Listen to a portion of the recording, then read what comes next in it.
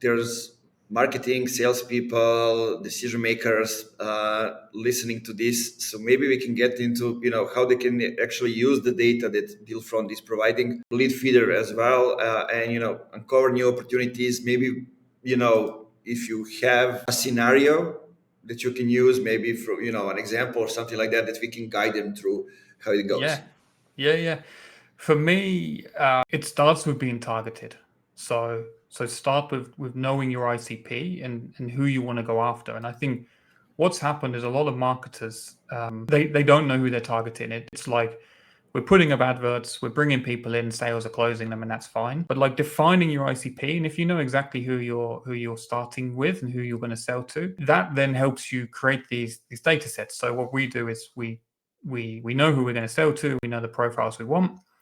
We start in target our product, and we pull together all the companies in that that match that description. Then let's say we've got a really big pool there, like 100,000 companies or something. Then we'll start looking through them, and we're finding the ones which are showing a certain level of intent. Maybe it's job changes, maybe they're the company's growing. They've had good financial growth, which is a good sign that they're probably going to start hiring people. And we look for any signal like that. So we start filtering down to go, okay, we went from 100,000, now we're at like 50,000.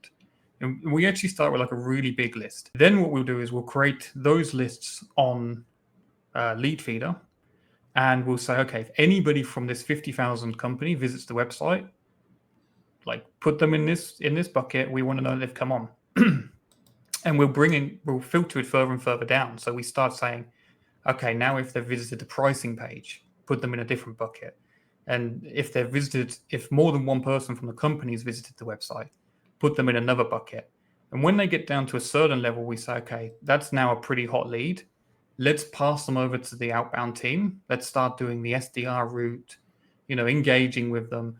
And at the same time, let's start running our IP adverts, making sure that we're warming them up, reaching more people within the company.